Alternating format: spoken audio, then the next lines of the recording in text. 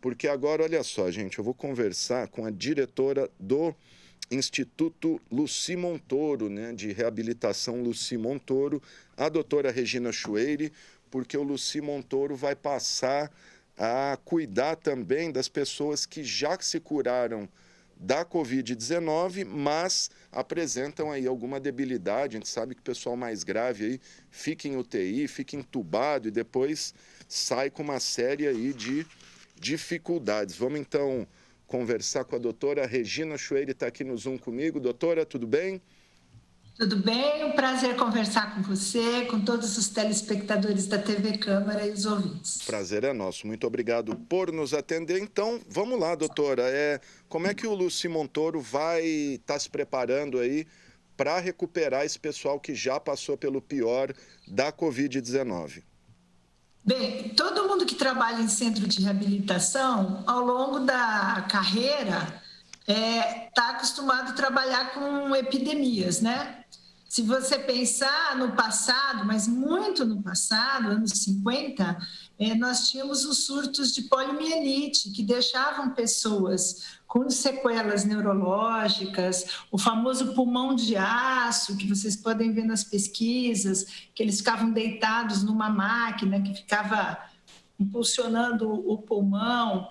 Então, os sobreviventes dessas epidemias, passando pela epidemia do HIV, ebola, enfim, todas essas, sempre foram o escopo, né? Sempre foram a grande clientela de quem trabalha com reabilitação, sejam médicos fisiatras, fisioterapeutas, TOs. Há muito tempo a gente não tinha epidemias tão importantes como essa. Tivemos a Zika há 2 anos atrás, aquele surto de Zika no Nordeste, e os reabilitadores, os centros de reabilitação lá do Norte e Nordeste tiveram que cuidar e ainda cuidam de todas aquelas crianças. Mas, enfim, com a epidemia agora do novo Covid-19, primeiro que foi uma surpresa, né? Então, todos os centros de reabilitação mundial, nos últimos 6 meses, estão compilando os dados e vendo as sequelas. E, a partir dessas sequelas, esses sobreviventes vão ser, durante um grande tempo, o nosso principal cliente, né? Nosso principal paciente, porque nós temos que eles sobrevivem, desde os mais leves até os moderados e graves, mas, Alexandre, a gente está vendo, os pesquisadores estão vendo que as sequelas perduram por um grande tempo. Então, eles precisam vir para um centro de reabilitação para serem reabilitados. Existe uma teoria também, que são as 4 ondas da Covid, da epidemia da Covid. A primeira, essa correria para as UTIs e os hospitais se adaptarem. A segunda é a limitação dos equipamentos, né? Então, a gente já está vendo, alguns lugares não têm os respiradores e o Estado de São Paulo prontamente está distribuindo. A onda também, em termos de equipamento, que a gente vê de falta de alguns anestésicos e tubos para entubar. E aí vem a terceira e a quarta onda. A terceira é a doença crônica. É o paciente que fica com sequelas crônicas, e a outra que é os problemas mentais, psicológicos, extremamente importantes. Depressão, ansiedade, que esses pacientes vão apresentar. E tudo isso é tratado num centro de reabilitação. Então, eles vão vir, nós fazemos parte de um grupo, né? Fomos convidados junto com mais 5 serviços brasileiros, e vamos fazer esse observatório do Covid-19, uma contribuição que depois vai para a Organização Mundial de Saúde. Qual é a deficiência que as pessoas apresentam aqui no nosso país? Doutora, e o que já se sabe de sequelas até o momento? Assim, a senhora me falou a hora que a gente estava conversando antes, inclusive questão de pés, né? Que as pessoas que ficam na UTI fica de bruço, como a senhora disse, e depois ela não consegue pisar no chão, porque fica tanto tempo com o pé. Queria que a senhora falasse das sequelas que já foram detectadas até o momento. Bem, então existem sequelas leves, moderadas e graves. As sequelas mais graves, que são aquelas dos pacientes que ficam muito tempo entubados na UTI, se observou já em São Paulo, onde já tem um acompanhamento de mais de 1.400 casos, o HC, é que de ficar o paciente em posição prona, né, como é o termo médico, mas para vocês entenderem que fica de bruços para ventilar mais o pulmão, eles ficam com os pés em ponta, pé equino, encurta o tendão de Aquiles desse paciente. Então, quando esse paciente sai, claro que não são todos, né? Mas a grande maioria, você perguntou as sequelas. Então, uma sequela que está aparecendo muito é o pé equino por encurtamento do tendão de Aquiles, por muito tempo numa só posição dentro da UTI. Outro problema importantíssimo que eles têm, e que isso é em todos, desde o leve, moderado ou grave, é a fraqueza muscular, Alexandre, que a gente chama de sarcopenia. Sarcopenia é um termo novo, que muita gente já ouviu falar, que a partir dos 50 anos a musculatura vai se perdendo o músculo, a pessoa na terceira idade principalmente, envolvida por camadas de gordura. Então, a sarcopenia é muito intensa no paciente que fica internado por longos períodos na UTI. Ainda não se sabe se é pelo uso do corticoide, que faz parte do arsenal terapêutico das UTIs, ou se é uma questão da atividade do vírus na musculatura. Isso está sendo estudado. Então, a gente precisa trabalhar muito um paciente que está com sarcopenia. Por quê? Ele vai ter dificuldade para levantar da cadeira, ele vai ter dificuldade de andar uma distância um pouco maior, ele vai ter dificuldade de subir um degrau, tá? Mas tudo isso são coisas reversíveis, que no centro de reabilitação, com o uso de nutricionistas, né, o trabalho da nutricionista, com o médico fisiatra, com o fisioterapeuta e com o TO, isso se resolve. Por isso que eles vão ser encaminhados para centros de reabilitação. Outra coisa, dificuldade mental. Para você ver, é o exemplo que nós temos, acho que vocês todos estão seguindo, da doutora Mara Gabrilli, nossa senadora, que ela já tem uma sequela prévia, ela é tetraplégica. E não se sabe por que as pessoas que já têm uma lesão predisposição, assim, uma lesão medular, por exemplo, elas ficam tendo movimentos involuntários, muitas câimbras, muitas contrações, e isso é muito doloroso. Além disso, as dificuldades mentais que eu falei, por exemplo, falhas de memória, depressão, esquecimento, dificuldade para cálculo, que isso tudo é trabalhado com a terapeuta ocupacional, com a psicóloga, a neuropsicóloga e também com outros profissionais de um centro de reabilitação. E também a dificuldade da perda de olfato em alguns pacientes, a dificuldade de manipular objetos, porque fica com sarcopenia, dificuldade de força muscular nas mãos. Mas os outros centros, São Paulo, que começou um pouquinho antes já a observar esses pacientes, sírio-libanês, o próprio HC, esses pacientes, a boa notícia, né? A gente sempre gosta de falar de boas notícias, é que eles melhoram muito com um programa de reabilitação direcionado e bem personalizado.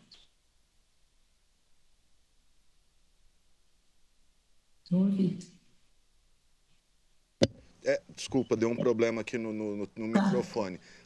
Aqui em Rio Preto, a gente já tem casos com essas sequelas que a senhora citou, ou a senhora está citando por estudar casos de outros lugares? Estou citando as que já estão sendo encontradas na literatura. E a gente vai fazer nesse observatório o diagnóstico dos casos daqui.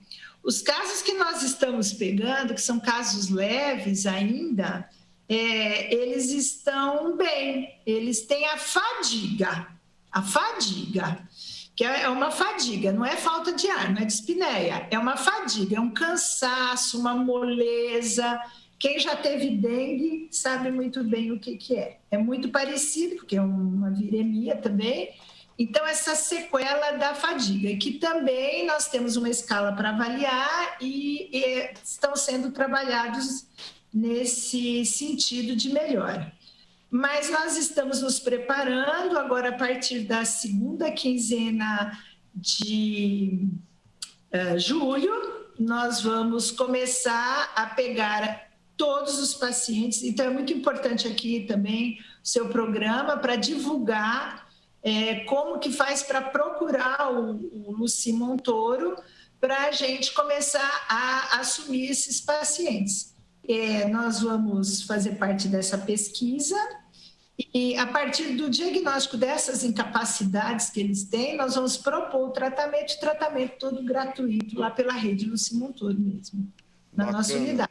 Bacana. Doutora Regina, a questão de amputação, parece que tem vários relatos de pacientes que tiveram membros amputados. É isso mesmo? E por quê? É isso mesmo. Bem, é porque é o seguinte, foram até casos leves, mas acabaram tendo uma alteração de coagulação sanguínea e levando à trombose, porque a gente sabe que a COVID, ela proporciona algumas alterações como é que eu vou falar o termo leigo? Alterações da coagulação sanguínea, levando à formação de trombos. E esses trombos eram pacientes diagnosticados leve, lá de São Paulo, e que acabaram tendo uma amputação, quer dizer, não tiveram uma repercussão pulmonar importante. Eles até, inclusive, foram para o hospital depois, a partir do momento da trombose, porque eles estavam sendo cuidados em casa e não tinham nenhuma alteração. Agora, outra boa notícia é que depois de 6 meses de pandemia, as equipes médicas que estão cuidando, está evoluindo o conhecimento médico nessa área. Então, hoje, já se previne isso, né? O médico, quando pega alguém com Covid, ele já pensa lá na frente nessas possíveis complicações que o paciente vai ter, né? E uma outra também é que muitos têm AVCs, né? O popular derrame cerebral, e por também fenômenos aterotrombóticos. Então, é um AVC isquêmico, uma hemiplegia, mas isso já está conseguindo, sabe, Alexandre, se prevenir também. Porque já quando o paciente chega, já entra no hospital, quando é um paciente internado, com complicações moderadas e os graves que estão indo para a UTI, já se previne isso. Ontem mesmo, tem uma no hospital de base, uma senhora de 80 anos, na enfermaria, e por telemedicina, com o meu residente que está lá, né, porque os residentes do hospital de base estão todos também trabalhando na unidade respiratória do Covid, qualquer que seja a sua especialidade. E a gente trocou ideias a respeito de uma hemiplégica nessa situação. Prontamente entramos com medicamentos, né? E ele hoje me falou que a mulher estava bem melhor.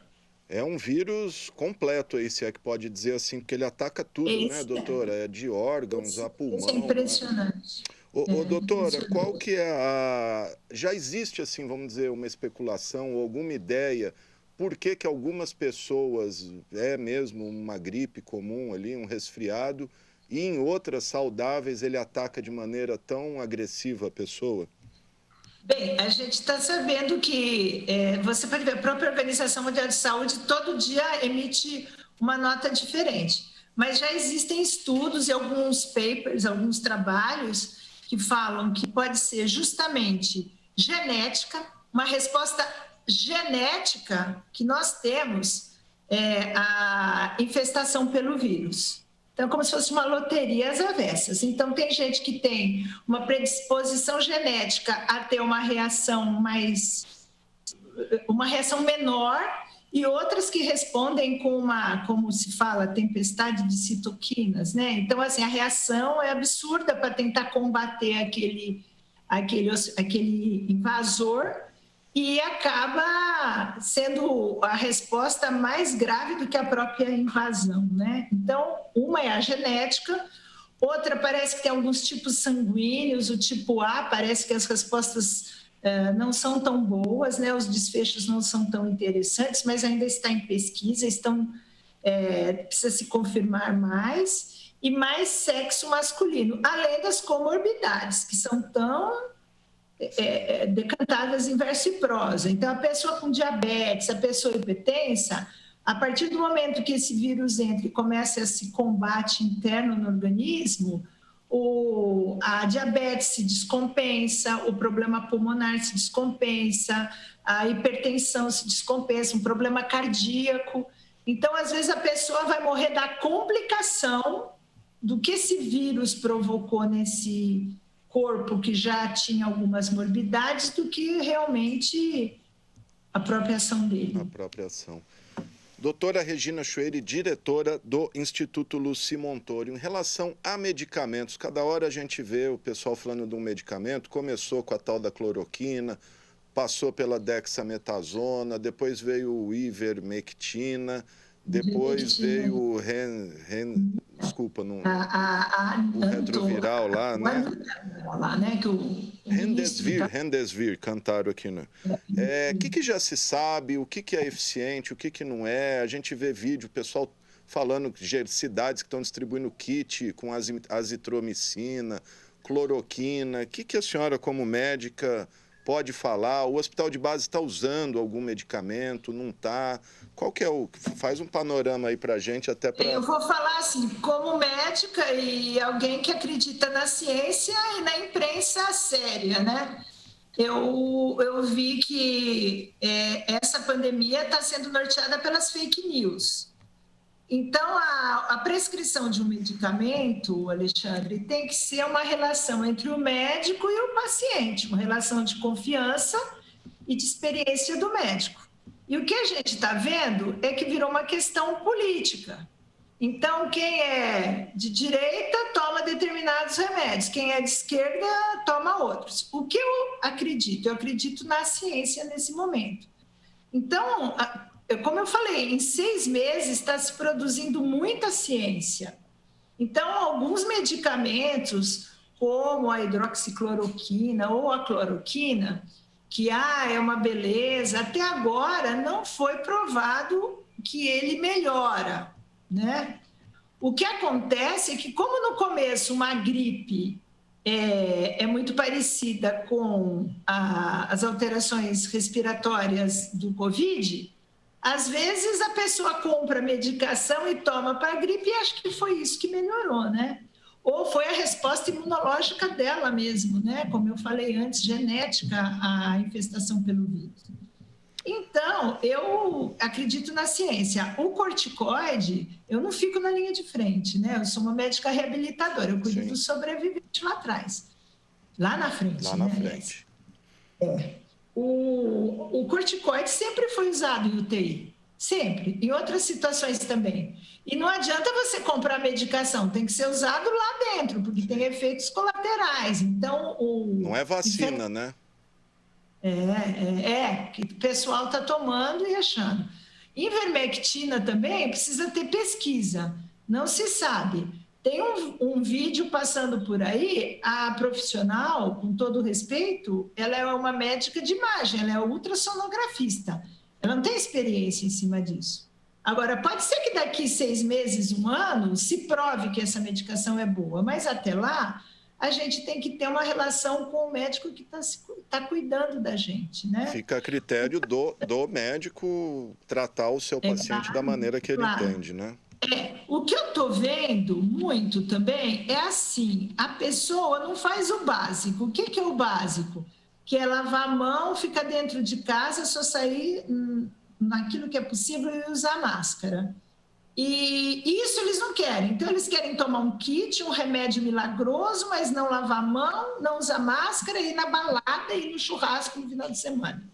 Isso não vai poder acontecer. Enquanto não sair a vacina, a gente deve tomar alguns cuidados. Claro que a atividade física ao ar livre é bom, isso já está provado que é bom. guardadas as distâncias. A Sociedade Brasileira de Medicina do Esporte já tem diretriz a respeito disso. Você tem, mas tem que ir de máscara. O que eu vejo nas avenidas de Rio Preto, que eu fico louca da vida, é o pessoal sem máscara. Diz até que então, o sol, né, a vitamina D teria uma vantagem aí, eu não sei se isso é correto dizer. Não. É que a vitamina D é um hormônio e ela é muito boa para para a imunidade de um jeito geral, né? De um modo geral. Então, sempre tomar sol, comer direitinho, se hidratar, ter hábitos de higiene, né? Higienizar os alimentos, evitar comidas cruas, quer dizer, isso aí é para qualquer tipo de vírus, né? Isso aí. Praticar atividade física, manter uma boa higiene mental, né? Evitar entrar em depressão ou ansiedade, né? Ter um hobby. Então, fazendo essas coisas, uma religião, ler um livro, enfim, ter bons hábitos, isso vai ajudar a imunidade.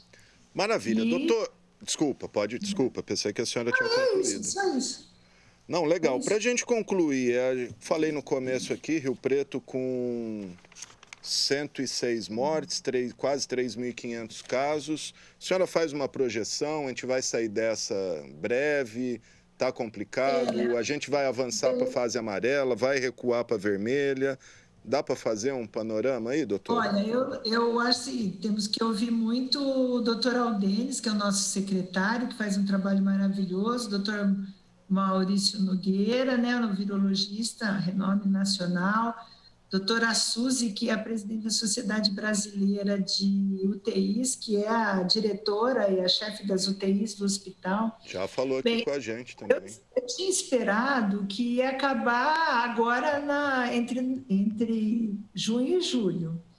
Mas devido esse aumento, assim, ela avançou para o interior. Eu acho que até agosto, mas eu não gostaria de fazer previsões, Sim, né? Complicado, né? As pessoas têm que esperar. Eu acho que as medidas que o prefeito está tomando, a gente vai ver daqui 15, 20 dias, né? Esse mini lockdown.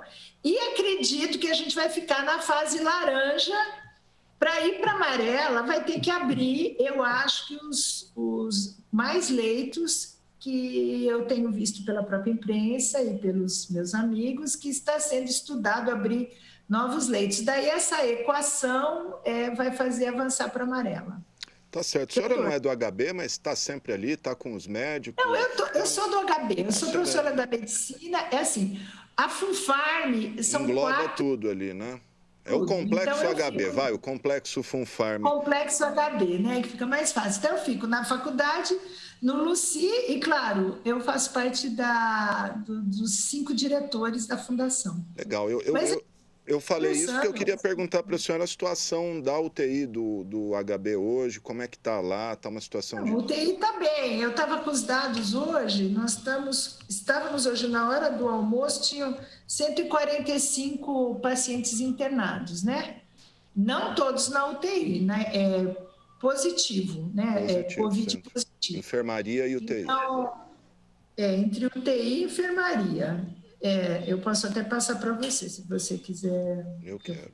A senhora tem informações do Dr. Jorge Fares, a situação dele? Está bem, está estável, isso que é importante, né? Sim. Ele está indo bem. Ele está indo bem e a gente tem certeza que ele vai sair dessa daí. Tá certo. Olha, só para te falar, né? Olha, 145 pacientes, 167 internados na enfermaria e 78 na UTI. Então, nós temos bastante leitos, né? Então, é um número muito bom. Eu acredito que isso vai nos ajudar a ficar na laranja ou até dar uma avançadinha para amarela, né? Seria bom. Tá certo. O Luciano Montoro está funcionando normalmente para outros casos aí de recuperação de traumas? Sim. Quando eu falei das 4 fases, Alexandre, o que é importante é que a gente não pode esquecer que continua tendo paciente oncológico, pessoas tendo AVC, crianças nascendo, pessoal batendo de carro e fraturando. Está tendo muito acidente de moto, não sei se você está sabendo. Muitos entregadores, então está tendo muito trauma.